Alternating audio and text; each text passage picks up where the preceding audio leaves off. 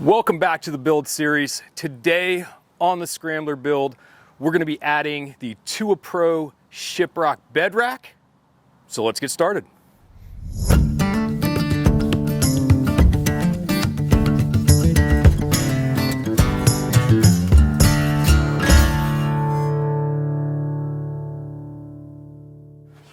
I'm Don with Driving Everest, and this behind me is my 2022 Jeep Gladiator named Firefly that we are turning into a sort of a retro scrambler type build.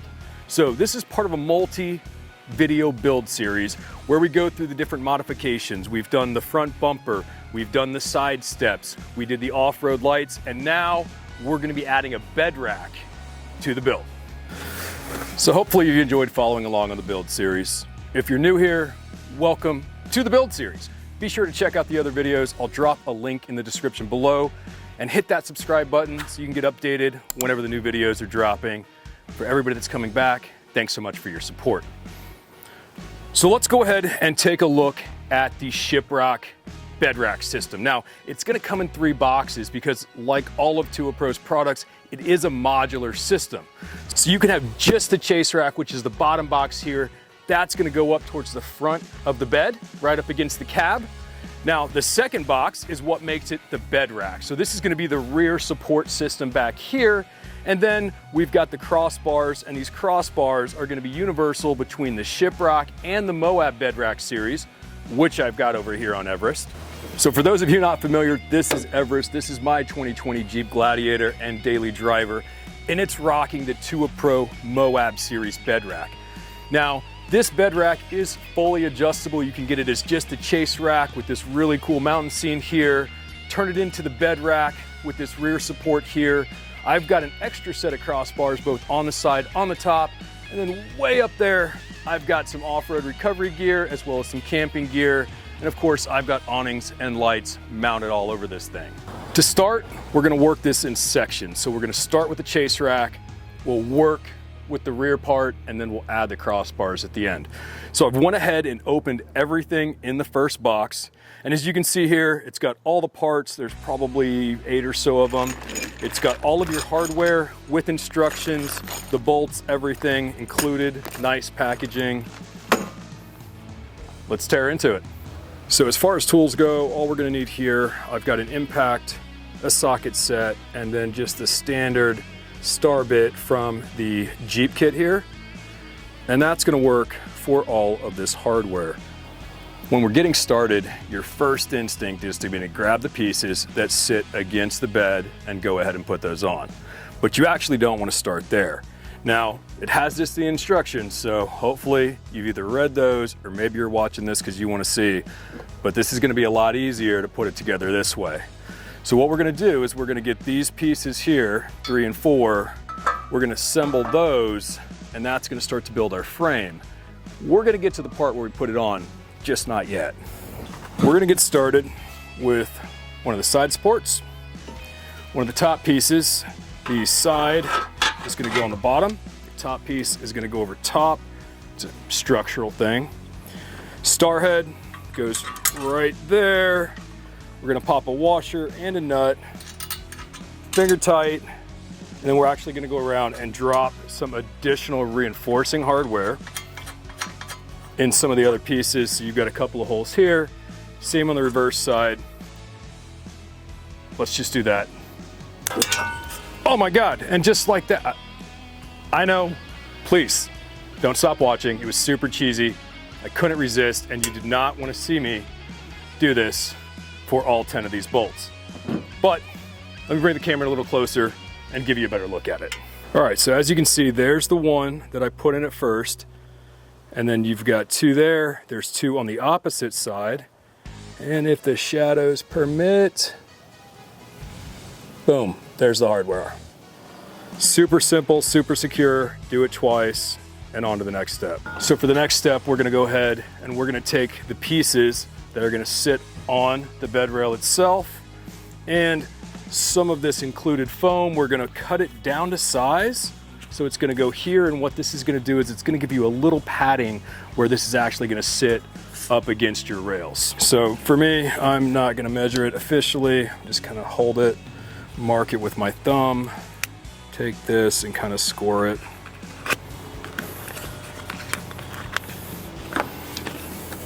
Perfect fit. So one of the things that I really enjoy about the Moab bed rack that I have here on Everest is the fact that it's adjustable height. So right now it's at a cab height setting. It's set up in this highest notch. You can come down 2 more layers. Now, I actually had this at a mid-height setting when I first got it, but once I got the awnings, I decided I needed that extra height, so the awnings, I want to be smacking my head on those.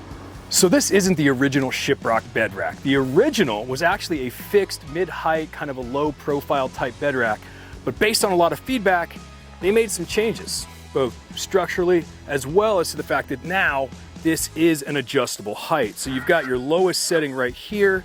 This gives you an idea. You can come up to a mid-height, or you can go up to an even taller. I think for the look of this build, I want to keep the lower profile aggressive look. It's not an overlanding build, so we're going to go with the mid-height, but you can easily adjust it. It's pretty slick. One thing about this right here is you're probably going to go, okay, well, 1, 2, 3, 4. You actually don't need to do that. That's a little overkill on the hardware. So what they recommend, and what I find works really well, is to go in this pattern here, and then you kind of go alternating on the sides, and that way you've got room in the back to tighten it all down. So we've got it assembled. The next step, it's going to work best just to lay it down, and then you are going to grab the corresponding, not that one, piece for the crossbar. That's going to be the headache rack, and we're going to line that up just like this. So if you see, there's a right way and a wrong way to do this, because it's going to follow the contours of the bed rack. So if it looks funny, you've probably got the wrong piece, and then this one will just get bolted in place like everything else. So before we go any farther, we're going to go ahead and we're going to mount these onto the truck itself. Then we'll finish with the headache bar, and we'll also finish with the top crossbar. Now, the way that this mounts is important, so pay attention. We've got these brackets here. These are actually going to clamp it to the side, and there's 2 different sizes of hardware here, so it's important that you use the longer of the 2 in order to make this work. Now, it's going to slide up underneath the rail, as you can see, and there's only one way it can go. If you slide it the wrong way, you're actually going to lose sight of the nuts themselves, which are built into the, what would you say this thing is called? Bracket. And then you'll just put these in here like this, get it started, take your impact or your socket, snug it down. I'm not super worried about this being just right quite yet, because again, we're going to position everything, we're going to line everything up, and then we'll come and make sure it's tightened down. But this, and now it's on there.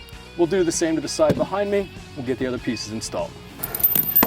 Bracket slides in behind.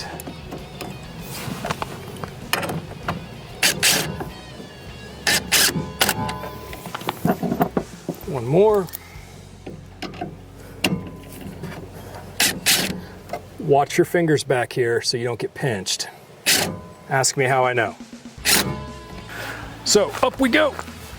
And now we're gonna go ahead, make sure we take some hardware with us, throw it in the bed of the truck, and then we're gonna take the top piece. It's actually gonna go underneath, so this is important. Don't try to fit it over top. You notice that these are slanted in, so you're just gonna push it. Again, we're still adding structural integrity to this. And then all I'm gonna do is drop one in a couple different places, and actually gravity is gonna hold this in place. I thought about doing a really cool scene where like I finished tightening the last bolt and then I like jump over the side, but I figured I would end up hurting myself, so I nixed that idea. We are done with the chase rack now. I have texted a picture to Vanessa, who's not at home. I got a thumbs up, so we're good to continue with it. She likes the height, she likes the look. So we're gonna move to the back section. Now, the back section is gonna be identical. It's the exact same hardware, it's the same setup and everything. It's just gonna be turned around the other way. So let's go ahead and get that knocked out, but we'll skip filming that.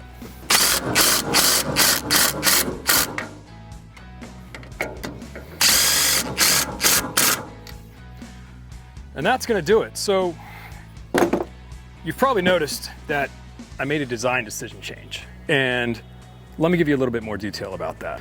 So the headache bar, which I previously had up against the glass, actually can be used here in this configuration on the side. Now you're gonna get one of these bars with each piece. So the front setup is gonna come with one of the bars, and then the rear setup is gonna come with one of the bars. So if you're running just the chase rack, certainly run it in the headache rack position like I had it. Now, you could still do that because the smaller box that I showed you, this one right here, this actually has a set of crossbars that can be used here on the sides, or you can run those across the top, which gives you top mounting options for a rooftop tent, gearboxes like I have, whatever you want to put up there, kind of like I did on Everest. So this is the side profile. This is what it looks like from the side. Now, nice low mounting position. It's lower than I would like. I would like to see some configuration to be able to mount it just a little bit higher, which wouldn't require much of a change to the current design. That said, this truck is gonna get bigger. It's gonna get a lot bigger. It's actually gonna go up on 37s with a 3.5-inch lift. So this bar at its current height is most likely gonna be facing me in the eye here in a little bit, at which point that's gonna change my opinion on this. Now, if I were to put the top bars in, it's gonna create more sort of a boxier look and feel, and I'm not 100% sure that that's what I want to go for right now. So I think I'm gonna leave it as it is. I've got those bars if I change my mind, and I do plan on mounting some accessories to the side rail. So it's gonna be simple, it's gonna be clean, but I'm kind of thinking a set of black traction boards, and on the other side, probably 2 of the smaller 2-gallon. I'm not a big fan of the giant 4-gallon, the Rotopax. So they make those in black. So probably 2 of the small 2-gallons, boom, boom. TUWA Pro is coming out with some mounts for those as well. And then the traction boards, and that's gonna kind of complete it. We're not gonna go big overlanding or anything like this. Maybe some additional lights. I'm not entirely sure, but I don't think that's gonna fit the look that I'm going for here. Now the best part is, if I don't like something about it, the modularity of this allows me to change my mind, and it takes maybe 5 to 10 minutes to change it up. So if I wanted to, I could adjust the height. I could drop this thing down and go to the lowest setting if I wanted something that was, I don't know, a bit more of aggressive of a look. But then I could easily, if I needed to haul something in the back of this and use the truck bed, I can unbolt a handful of bolts and raise it back up. So again, lots of options. I'm not gonna be married to any of these for a while. Now, just like I did with Everest, I'm gonna learn from each and every time that I use this. So we're gonna go on some trips, and I'm probably gonna come back and I'm gonna change it up. And that's kind of the fun part about this. You spend some time just dialing it in and getting it exactly how you want it. So that's gonna do it for this video. I'm gonna go ahead and just get cleaned up. There's some extra hardware here, which is always a good thing to have, and I will stash that away, probably under the rear seat of the Gladiator. And we'll see you on the next build series.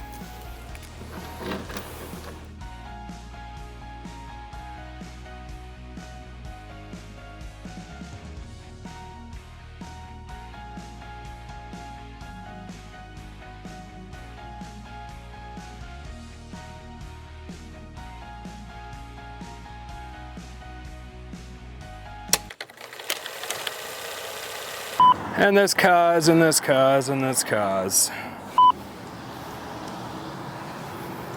It's a band.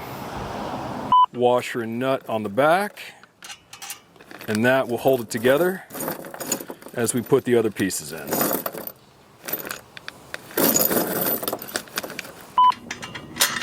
It's kind of hard to do when I'm like not looking at it so the camera can see it, but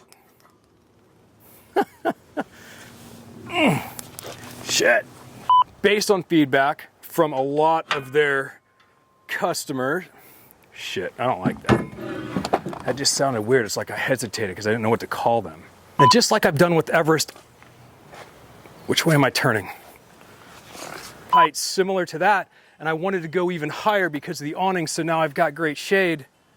I already said that, didn't I? I've taken it up, I've taken it down, I